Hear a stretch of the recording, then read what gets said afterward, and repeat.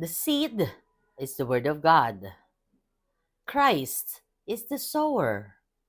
All who come to him will live forever. You are a priest forever in the line of Melchizedek. Blessed Wednesday morning, everyone. We praise and thank you, dear God, for another day of life. We praise and thank you for the gift of love, the gift of family, of community, of belongingness, and the gift of today. Today is holiday because it's Chinese New Year. So, to all our friends, Chinese friends, Kong Hei Fa Chai.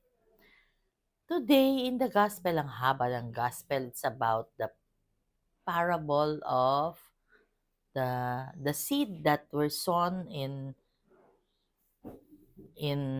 getting the harvest 30, 60, and 100-fold. Napakahaba ng gospel at it's all about the kwento ng napakadaming consideration. Parang according to Father Max nga kanina, so many variables in the gospel.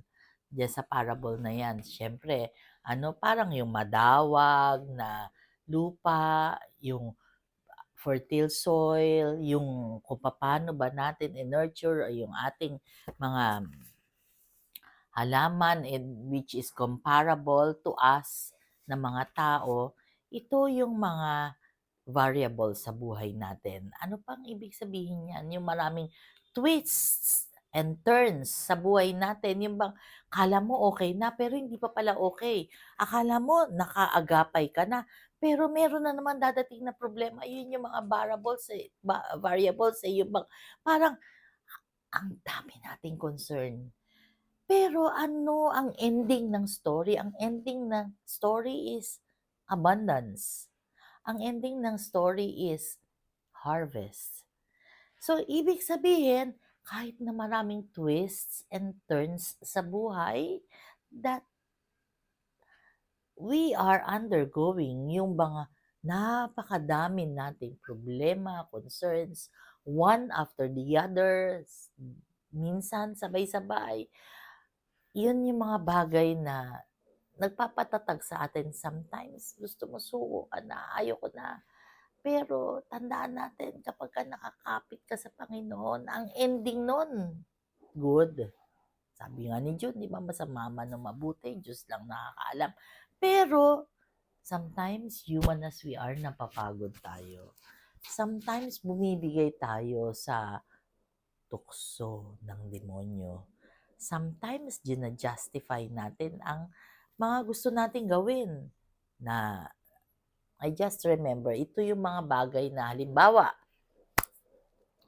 bigla kang nabuntis, naalala ko, I was 18 when I got pregnant.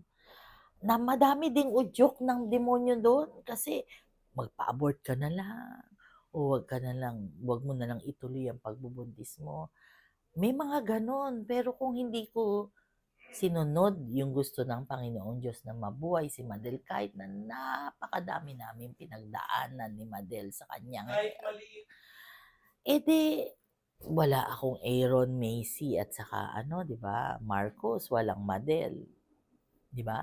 Kaya nga ang sinasabi is despite the many negativities in life, sumunod ka sa utos ng Diyos. Ito ba ay naaayon sa kautusan ng Diyos para sa buhay ko?